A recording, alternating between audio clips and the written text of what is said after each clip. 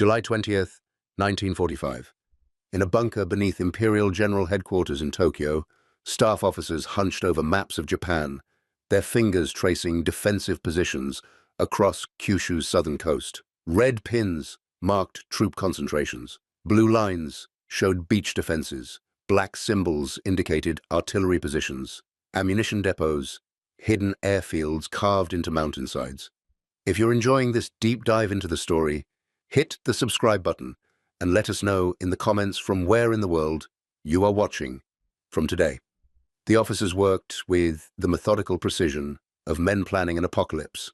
They weren't strategizing victory. They'd stopped believing in victory months ago, maybe years. They were calculating something far simpler and far more terrible. How many Americans they could kill, how much blood they could extract, how high a price they could make the enemy pay. General Yoshijiro Umezu, chief of the Army General Staff, stood at the head of the table. He was 60 years old, a career officer who'd fought in China, commanded divisions across the Pacific. He'd watched Japan's defensive perimeter collapse island by island, each loss bringing American bombers closer to the homeland. Now, they were here. The planning maps showed no foreign territories anymore, just Japan itself. The operation had a name: Ketsugo, decisive, the final battle on Japanese soil. Not to win the war, that was impossible now, but to make invasions so costly, so horrifically expensive in American lives, that the enemy would negotiate rather than pay the price. If Japan couldn't achieve victory, perhaps it could achieve survival. If you're enjoying this deep dive into the story, hit the subscribe button and let us know in the comments from where in the world you are watching from today. The mathematics of Ketsugo were straightforward and monstrous. American intelligence estimated Japan had perhaps 600,000 troops on Kyushu. The actual number was closer to 900,000 and growing every week. 15 divisions, 7 independent mixed brigades, tank units, artillery batteries, and that didn't count the civilians. By summer's end, every able-bodied adult on Kyushu would be part of the defense. Women trained with bamboo spears, children practiced throwing Molotov cocktails. The government slogan was simple: 100 million will die for emperor and nation. It wasn't rhetoric, it was policy. The American invasion force would be massive. Operation Olympic called for 14 divisions to assault Kyushu's southern beaches on November the 1st. Over 700,000 men in the initial wave. Another invasion would follow in spring of 1946, Operation Coronet, striking directly at Tokyo. Together, the invasions would be the largest amphibious operations in history, dwarfing Normandy. But the Japanese knew they were coming. The geography made it obvious. There were only so many beaches suitable for landing craft. American fighters based on Okinawa had a limited range.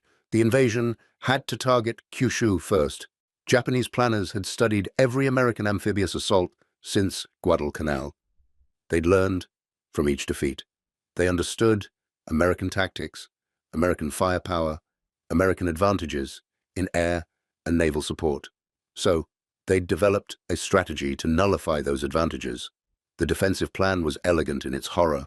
No strong defense directly on the beaches. That exposed troops to naval bombardment. Instead, positions were built inland, beyond the reach of ships' guns. Cave complexes, tunnel systems, reinforced bunkers on reverse slopes where they couldn't be spotted from the sea. The first line of defense wouldn't be soldiers. It would be aircraft. Japan still had planes, thousands of them. Not the advanced fighters that had dominated the Pacific in 1942. These were trainers, obsolete bombers, anything with wings and an engine. They'd been repurposed for one mission: kamikaze. 10,000 aircraft were ready by July, with more being assembled every week. They wouldn't attack warships. Battleships and carriers had too much defensive firepower. The targets would be the troop transports, the landing craft, the thin-skinned vessels packed with American soldiers. The math was brutal, but simple. In the battle for Okinawa, kamikaze aircraft had achieved roughly 1 hit for every 9 attacks. They'd sunk 20 American ships, damaged 217 more. On Kyushu, Japan would launch everything at once. Not 100 kamikazes, not 1,000. 10,000 aircraft in coordinated waves, hitting the invasion fleet while troops were most vulnerable still at sea, packed into transports. Japanese planners estimated they could destroy up to a third of the invasion force before it reached the beaches. If that happened, if 30,000 American soldiers died in the water, if transport ships burned and sank with men trapped below decks, if the beaches were clogged with wreckage and the living were forced to climb over the dead just to reach shore, would America's will hold? That was the gamble. Not military victory. Psychological collapse. Make the price so high that American public opinion would force their government to negotiate. Make mothers and fathers back home demand an end before more sons died in the surf at Kyushu. Show them that taking Japan would cost not thousands, but hundreds of thousands of lives. Behind the kamikaze aircraft would come other suicide weapons, midget submarines, manned torpedoes called kaitans, suicide boats, small craft packed with explosives, piloted by young men with orders to ram American ships, even suicide swimmers, frogmen with explosive charges strapped to their backs, trained to approach landing craft underwater and detonate themselves against the hulls. And if the Americans survived all of that, if they made it through the kamikaze attacks and the suicide boats and the mined waters, if they actually reached the beaches, they'd find them defended not by regulars but by teenagers and old men, militia units armed with whatever weapons remained. Their orders were simple: delay the enemy, force him to fight for every meter, buy time for the reserves to mass behind the beachhead, because the real battle wouldn't be at the water's edge. It would be inland, in the hills and mountains, in the cave systems where artillery lay hidden, where machine gun nests had been carved into volcanic rock, where entire regiments waited in tunnels for the signal to counterattack. Japanese doctrine called for fighting in close contact, so close that American advantages in artillery and air support would be useless. American pilots couldn't bomb positions if Japanese and American troops were intermingled. Naval guns couldn't shell defenders if they were grappling with attackers hand to hand. The defensive positions on Kyushu were based on lessons learned at Iwo Jima and Okinawa. On Iwo, 22,000 Japanese defenders had inflicted 26,000 American casualties before being annihilated. On Okinawa, the battle had lasted 82 days and killed 12,638 Americans, wounded another 36,000. Those were islands with Japanese garrisons of 20 to 100,000 men. Kyushu would have 900,000 defenders, and behind them, the entire population. 70 million people who'd been told for months that Americans would rape their women, torture their children, desecrate their emperor. Better to die than surrender. Death was glorious. Survival was shame. In Washington, American planners were reaching conclusions that made them sick. In June, the Joint War Plans Committee had prepared estimates for President Truman. Based on experience from Okinawa, the first 30 days on Kyushu would cost 40,000 American casualties, 90 days of fighting, 95,000 casualties. Those were just for the first phase. Operation Coronet, the assault on Tokyo, would be worse. Other estimates ran higher. Much higher. Admiral William Leahy, Truman's chief of staff, calculated casualties based on a percentage of forces engaged. Using Okinawa as a model, he estimated 35% casualties. Applied to Operation Olympics, 700,000 troops. That meant 240,000 Americans killed or wounded. For both operations combined, some projections reached 500,000 American casualties. A few whispered 1 million. Even the most optimistic estimates were staggering. General Douglas MacArthur, who would command the invasion, predicted 95,000 casualties in 90 days. His staff thought he was being wildly, dangerously optimistic. They'd seen how the Japanese fought. They'd walked the beaches at Tarawa, where Marines died by the thousands. They'd climbed the ridges on Peleliu, where every yard cost blood. They'd taken Iwo Jima and Okinawa and knew what awaited them in Japan.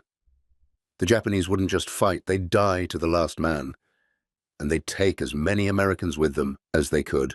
President Truman absorbed these numbers in meetings that grew increasingly grim as summer progressed. He'd been in office less than 3 months. Franklin Roosevelt had died in April, leaving Truman to finish a war he'd barely been briefed on. He hadn't known about the Manhattan Project until after becoming president, hadn't known about the atomic bomb until it was already built. Now he had to decide how many American lives to spend. The war in Europe was over. Germany had surrendered in May.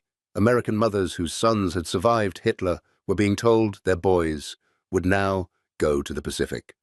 Truman read the casualty projections. 40,000 in the first month, 95,000 in 3 months, maybe 250,000, maybe more. And those were just American casualties. Japanese casualties, military and civilian combined, could reach into the millions. At Imperial General Headquarters in Tokyo, the planners didn't know about the atomic bomb. They knew the Americans had a new weapon. Reports from the Marianas mentioned scientists and special equipment. Intelligence suggested something powerful was being developed, but the nature of the weapon, its scale, remained unknown. What the Japanese did know was time. They had perhaps 3 months before Operation Olympic. 3 months to fortify Kyushu. 3 months to train militia units. 3 months to prepare the population for Armageddon. The American S were coming in November. That was certain. The kamikaze pilots were ready. The suicide boats were hidden in coves. The cave systems were stocked with ammunition and food. Artillery crews had pre-sighted firing coordinates for every likely landing beach. War Minister Korochika Anami believed Ketsugo would work. He was 57 years old, a samurai in all but name. He'd commanded troops in Manchuria, served as a military attaché in France. He understood modern warfare, but he also believed in the code, the warrior ethic that said death in battle was preferable to the shame of surrender. If Japan fought hard enough, extracted enough blood, made the enemy pay enough, America would negotiate. It had to. No democracy could sustain 500,000 casualties. No president could survive that political cost. The other members of the Supreme Council for the direction of the war were less certain. Admiral Mitsumasa Yonai, the Navy minister, knew Japan's Navy was gone. Sunk at Midway, at Leyte Gulf, scattered across the Pacific floor.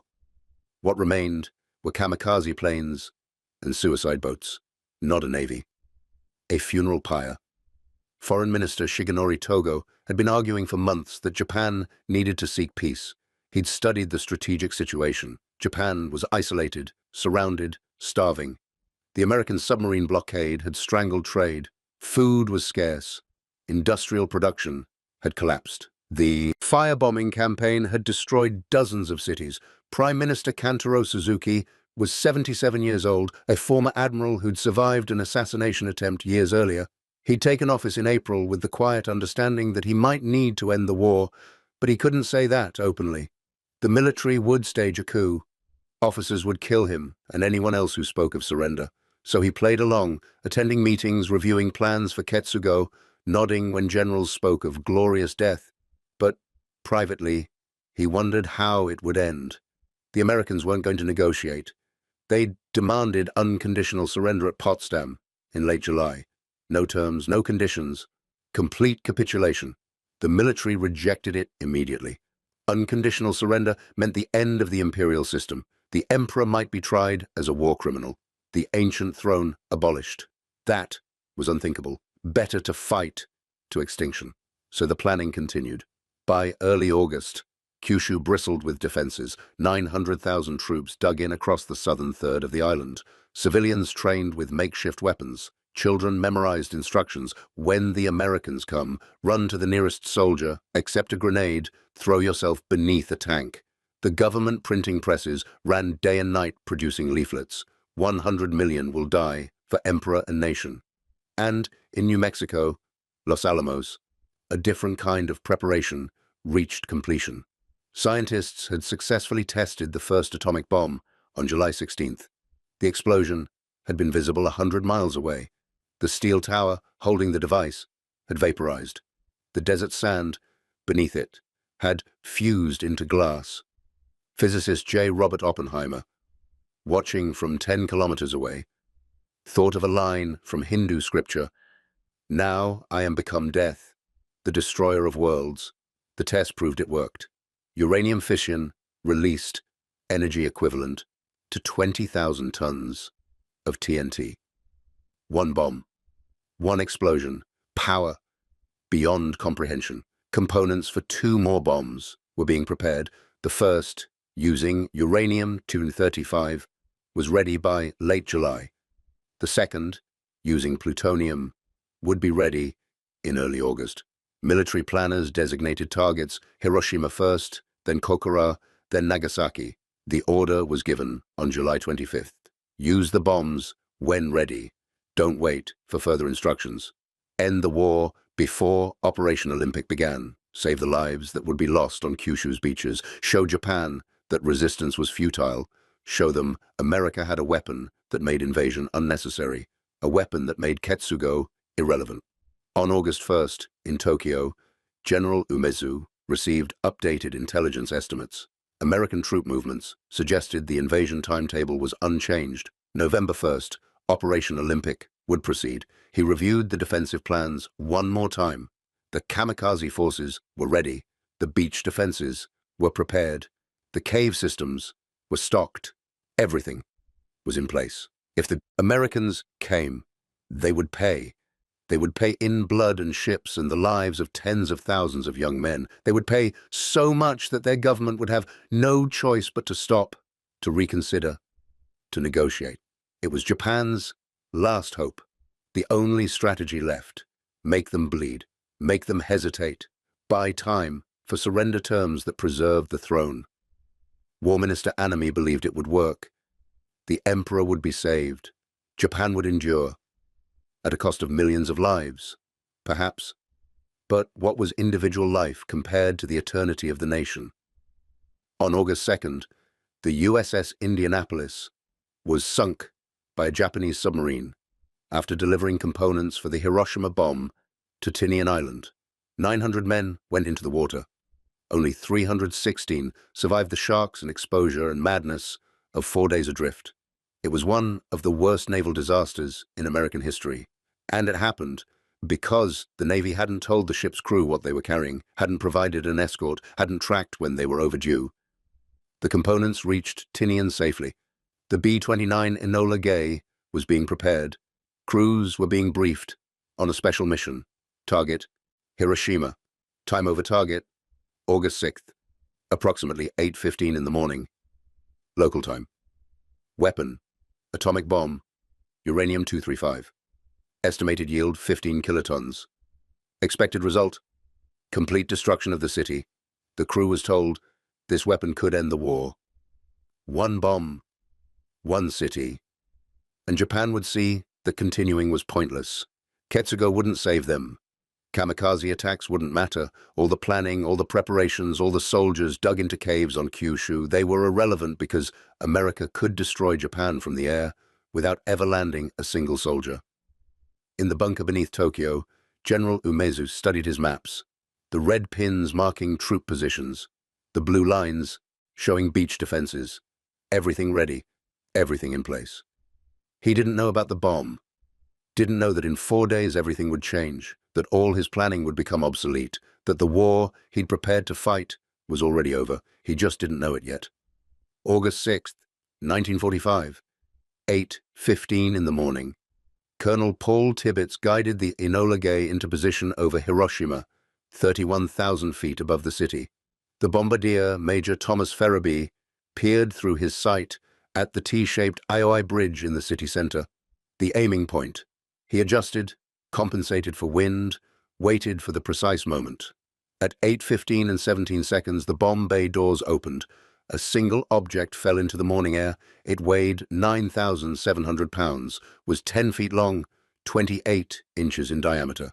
It had cost $2 billion to develop, represented the work of thousands of scientists and engineers, embodied physics that had been theoretical just 3 years earlier.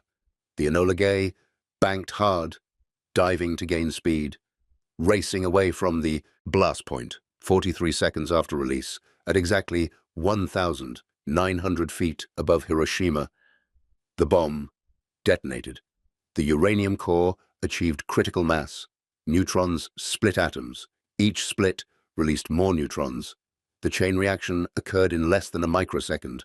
Matter converted directly to energy, according to Einstein's equation. Temperature at the core reached several million degrees. A sphere of light expanded outward at the speed of sound. The thermal pulse vaporized everything within 800 meters of the hypocenter. People, buildings, vehicles, all converted to plasma in a fraction of a second. Their shadows burned into stone where they'd block the light. At 1 kilometer, the heat was intense enough to ignite wood, cloth, paper, human skin. At 2 kilometers, people suffered third-degree burns from thermal radiation alone. The blast wave followed milliseconds later, overpressure of 20 pounds per square inch at 1 kilometer. Enough to collapse concrete buildings. Wooden structures simply disintegrated, blown apart by wind moving faster than any hurricane. At 2 kilometers, the overpressure dropped to 5 psi. Still enough to demolish most buildings, to shatter windows, to throw people through the air like leaves. The mushroom cloud rose into the stratosphere. Debris, dust, vaporized matter, sucked up by convection, forming the characteristic shape that would become the symbol of the atomic age. Inside the cloud, radioactive isotopes, plutonium, uranium, fission products, material that would rain down across the city, contaminating everything it touched. Hiroshima had been home to 350,000 people. In an instant, 70,000 were dead, vaporized by the thermal pulse, crushed by collapsing buildings, burned alive in the firestorm that followed. Another 70,000 would die in the coming weeks from radiation sickness, from burns too severe to treat, from injuries that overwhelmed the few surviving doctors and hospitals. The city itself simply ceased to exist. Within a 2-kilometer radius of the hypocenter, nothing remained standing. No buildings, no trees, no infrastructure, just ash and rubble and the twisted skeletons of a few reinforced concrete structures. The rivers were choked with bodies. The bridges had collapsed or were so damaged they were impassable. Every communications line was severed, every radio transmitter destroyed. In Tokyo, 350 miles away, military operators noticed something wrong at 8:17. Hiroshima's radio station had been broadcasting normally. Then, mid-transmission, silence. Operators tried other frequencies. Nothing. They checked telegraph lines. Dead. Every communication link to Hiroshima had gone dark simultaneously. If you're enjoying this deep dive into the story, hit the subscribe button and let us know in the comments from where in the world you are watching from today. Staff officers gathered in the communications center, trying to understand. Cities didn't just vanish. Even in the worst firebombing raids, some communications survived. Someone always got a message out. But from Hiroshima, absolute silence, as if the city had been erased. The first pilot to reach Hiroshima radioed back at 9:30. His voice was uncertain, confused. He reported a massive cloud still rising over the city, mushroom-shaped, reaching into the stratosphere. Beneath it, Hiroshima appeared to be burning, but not like other bombed cities. The entire urban area was on fire simultaneously, as if someone had ignited everything at once. The report made no sense. The morning's radar had tracked only 3 American aircraft over Hiroshima. 3 planes couldn't destroy a city. Even the massive raid on Tokyo in March, which killed 100,000 people, had required 334 B-29s, dropping thousands of incendiary bombs over several hours. 3 planes carried perhaps 6 bombs total. That couldn't explain what the pilot was describing. At Imperial General Headquarters, officers proposed theories. A massive ammunition depot hit by accident, a gas explosion coinciding with an air raid, some conventional explanation for what seemed impossible. But as more reports arrived, the conventional explanations fell apart. Refugees streaming from the city described a single flash of light, brighter than the sun, then a wall of heat that ignited everything, then a blast wave that knocked them off their feet from 5 kilometers away. Their injuries were wrong. Burns that didn't match incendiary damage. Skin hanging in sheets, hair gone, eyes melted, and they were dying in strange ways. Not from their burns, though those were terrible. From something else, their hair falling out, their gums bleeding, their white blood cell counts plummeting. Doctors had no name for what they were seeing. By noon, Imperial Headquarters knew something unprecedented had occurred. They dispatched investigation teams immediately. Medical personnel, engineers, and one man who might understand what had happened. Dr. Yoshio Nishina, Japan's leading nuclear physicist. Nishina was 55 years old. He'd studied quantum mechanics in Europe in the 1920s, worked with Niels Bohr in Copenhagen, published papers that physicists worldwide had read. He'd built Japan's first cyclotron, led the Army's atomic bomb research program. He knew exactly what an atomic bomb could theoretically do. He also knew it shouldn't be possible yet, not for anyone. The technical challenges were immense. The amount of enriched uranium or plutonium required, their precision engineering, the industrial capacity needed to separate isotopes. His own program had made little progress. Japan lacked the resources, the electricity, the industrial infrastructure. They'd concluded years ago that building an atomic bomb during wartime was effectively impossible. But he'd heard rumors, through neutral channels, about massive facilities being built in the United States, entire cities constructed in remote areas, consuming enormous amounts of electricity. He'd dismissed the scale as exaggeration. Now, listening to the impossible reports from Hiroshima, he wondered if he'd been wrong. His telephone rang at 2 in the afternoon. The Army wanted him to join the investigation team. Could he leave immediately? Nishina agreed. He began gathering equipment, Geiger counters, sample containers, photographic film. If it was what he feared, the radiation would be measurable, the evidence would be undeniable. The train to Hiroshima departed that evening. The journey took all night. Rails had been damaged, forcing detours. As they approached on the afternoon of August 7th, the train slowed, then stopped. The tracks ahead were impassable, twisted metal jutting from warped roadbeds. Nishina stepped off and looked toward Hiroshima. The city was still burning. 24 hours later, smoke rising in columns that merged into a pall covering the sky. The smell hit immediately. Thick, sweet, nauseating, burned flesh and smoldering rubble. He had smelled burning cities before. Tokyo had been firebombed repeatedly. But this was different, more concentrated, more complete. They walked the last 5 kilometers. The destruction began gradually. Broken windows, collapsed roofs, then grew more severe with each step toward the city center. At 2 kilometers from the hypocenter, every wooden building had been reduced to ash. Only concrete structures remained, and those were gutted. Walls cracked, interiors burned out. At 1 kilometer, the concrete buildings themselves were destroyed, reduced to rubble, steel beams bent like wire. The heat had been extraordinary. Nishina saw granite stones, with their surfaces bubbled and melted, metal objects fused together, shadows burned into walls where people or objects had blocked the thermal radiation for a fraction of a second before being vaporized. On a bridge, he found the shadow of a man who'd been standing on the railing. The wood behind the shadow was unburned. The wood around it, charred black. The man himself was gone. Nothing left but his outline. Nishina stared at that shadow for a long time, understanding the physics, unable to process the reality. The investigation team established a base in one of the few standing buildings on the city's outskirts.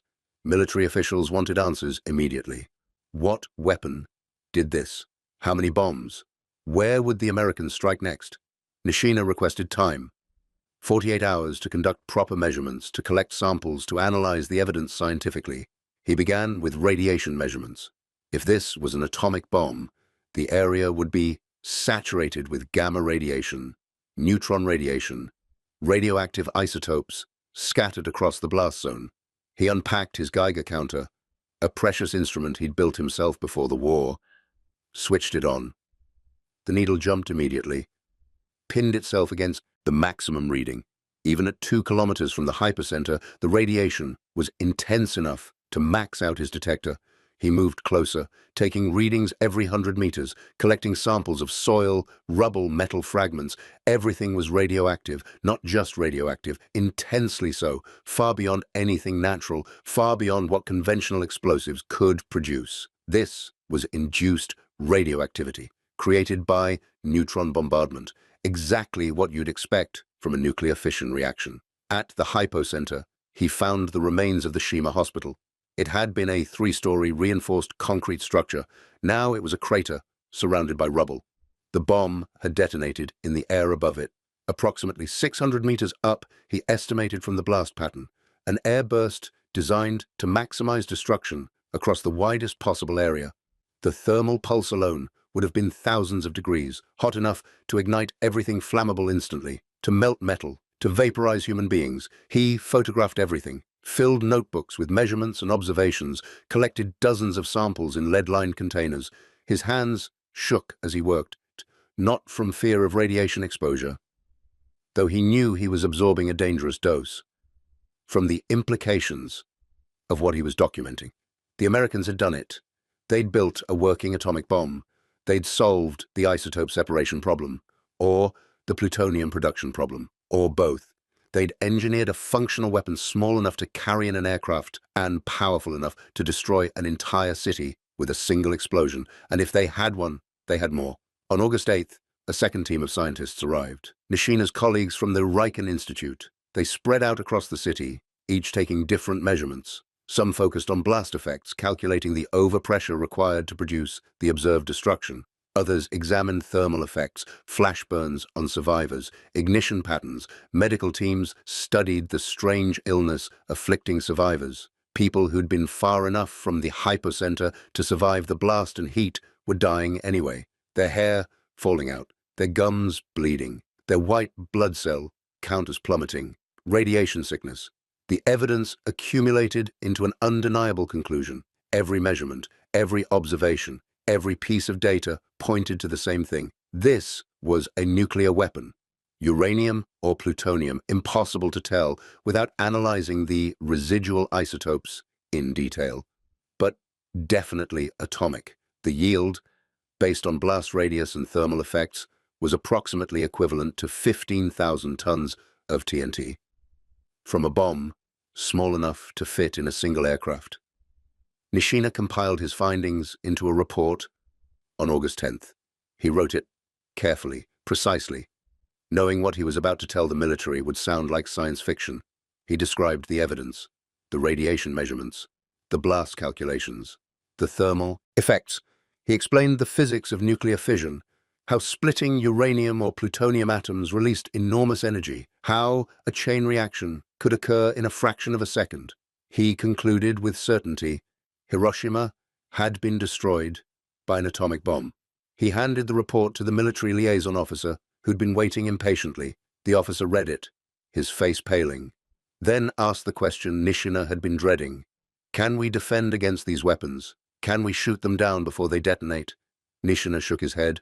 The bomb is dropped from high altitude, falls ballistically. By the time you see the aircraft, it's too late. The bomb is already falling. And even if you shot down the aircraft, if the bomb is armed, it might detonate anyway. There's no defense, not with current technology. How many of these weapons do the Americans have? I don't know. Building one required enormous resources, industrial capacity we can barely imagine. But if they built one, they can build more. Maybe they have dozens, maybe hundreds. The officer left with the report, heading back to Tokyo to brief the high command. Nishina remained in Hiroshima, continuing his measurements, documenting everything for the scientific record. He knew this data would be invaluable, not just militarily, but scientifically. This was the first use of nuclear weapons in history, the first real-world test of atomic theory on a massive scale. If you find this story engaging, please take a moment to subscribe and enable notifications. It helps us continue producing in-depth content like this. As horrifying as it was, as much as it sickened him to walk through the ruins, to see the shadows of the vaporized, to smell the burned flesh, he had to document it properly.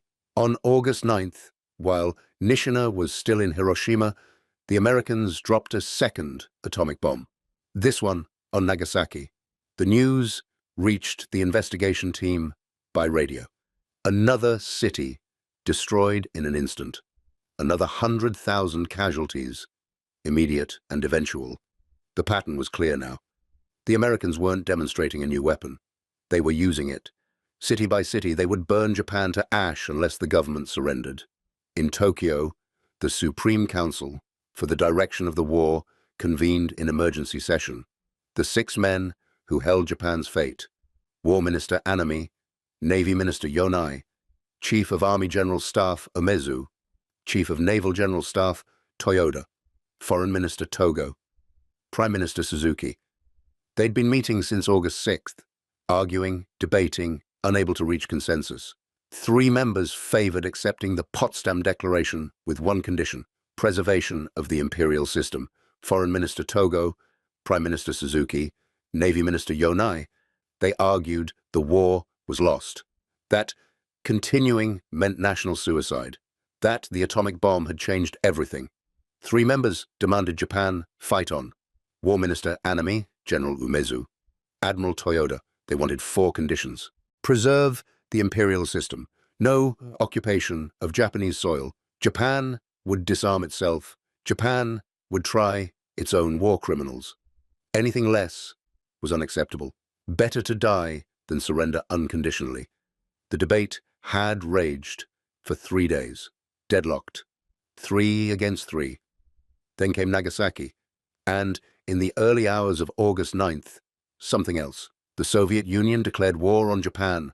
Over 1 million Soviet troops poured across the border into Manchuria. The Kwantung Army, once the pride of Japanese military, was overrun within hours. The twin shocks broke the deadlock. Not immediately, not cleanly, but they shifted the calculation. Anami still argued for fighting, for making the Americans pay, for Ketsugo, for one final decisive battle on Kyushu that would force negotiations. But his arguments were weaker now. The atomic bomb had invalidated Ketsugo.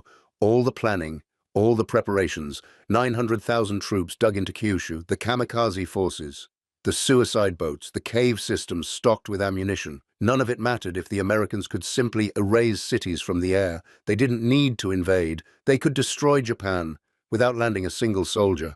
Prime Minister Suzuki made an unprecedented decision. We will request an imperial conference. We will present both positions to His Majesty. He will decide. The room went silent. The emperor never made political decisions. He reigned, but did not rule. His role was symbolic, ceremonial. To ask him to break a deadlock, to make the decision himself, was to violate centuries of tradition. But these were circumstances beyond tradition. That night, just before midnight on August 9th, they gathered in the emperor's underground bunker. Emperor Hirohito, 44 years old, sat in his military uniform, listening as his counselors presented their positions.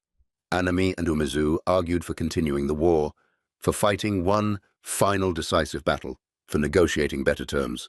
Togo and Yonai argued for immediate acceptance of the Potsdam Declaration, with one condition: preservation of the imperial system. The emperor listened in silence. When they finished, he sat for a long moment, his face expressionless. Then he spoke, his voice quiet but clear. I have listened to all the arguments. I have considered the military situation, the condition of our people, the future of our nation. I cannot bear to see my people suffer any longer. The time has come to bear the unbearable, to endure the unendurable. We will accept the Potsdam Declaration. We will end the war. Several officers in the room wept openly. Anami's face went white. Umezu stared at the floor. But the decision was made. The emperor had spoken. It was over. August 10th, the Japanese government sent a message to the Allies through neutral Switzerland.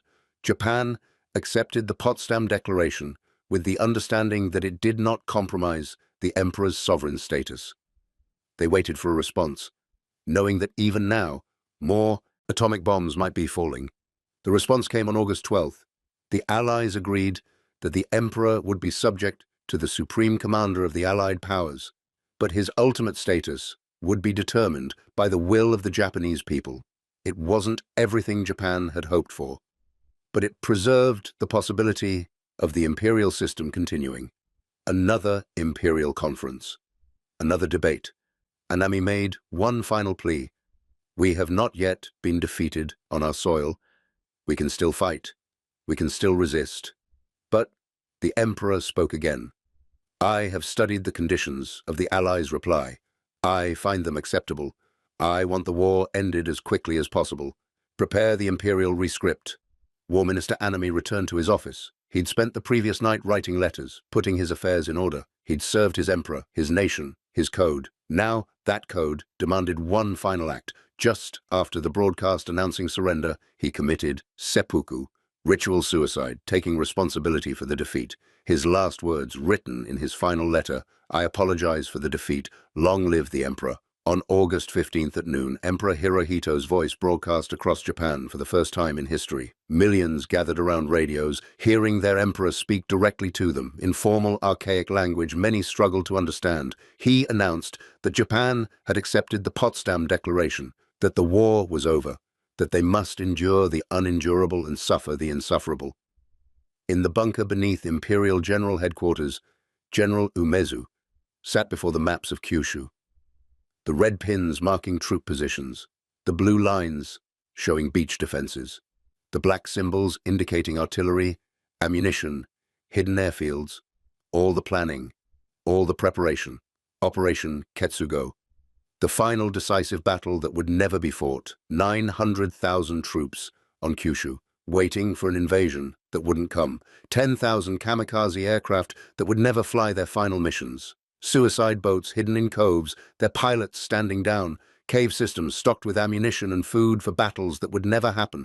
All of it obsolete, made irrelevant by physics, by uranium fission, by two bombs that together weighed less than 10 tons but carried the explosive power of 30,000 tons of TNT. The Americans had won without invading, without landing on Kyushu's beaches, without fighting through the cave systems, without paying the price in blood that Ketsugo was designed to extract.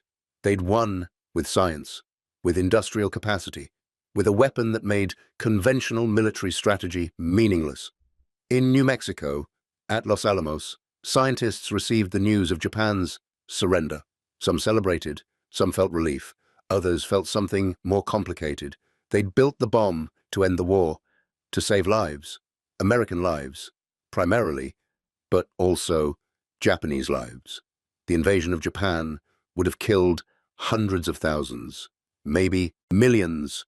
The atomic bombs killed perhaps 200,000 in Hiroshima and Nagasaki combined. Terrible arithmetic, horrible mathematics, but mathematics nonetheless. J. Robert Oppenheimer, who directed the Manhattan Project, later said he'd known sin. The bomb had ended the war, but it had also opened a door that couldn't be closed. The knowledge existed now. The physics was proven. Other nations would build their own bombs. The Soviet Union, Britain, France, eventually dozens of countries. The atomic age had begun, not with celebration, with shadows burned into stone, with cities erased in instants, with radiation sickness and burns and casualties measured in tens of thousands from single explosions, with the knowledge that humanity now possessed the means of its own extinction. In Hiroshima, Dr. Nishina continued his measurements, his hair thinning, his energy depleted, his blood counts abnormal. He had absorbed enough radiation during those 5 days to make him sick for weeks afterward. But he'd gotten the data he needed, the most complete scientific analysis of an atomic bomb's effects ever assembled. At the bottom of his report, in his own handwriting, was a single sentence, perhaps not meant for anyone else to read. A personal note. It said, "We have opened a door that cannot be closed. May God forgive us all." The Japanese generals had braced for invasion, had prepared for Armageddon, had calculated how many Americans they could kill, had trained civilians to fight with bamboo spears, had stockpiled ammunition in caves, had positioned 900,000 troops across Kyushu, all of it anticipating the largest amphibious operation in history. The Americans dropped 2 atomic bombs instead. And the war was over. Thank you for watching. For more detailed historical breakdowns, check out the other videos on your screen now, and don't forget to subscribe. If you're enjoying this deep dive into the story, hit the subscribe button and let us know in the comments from where in the world you are watching from today.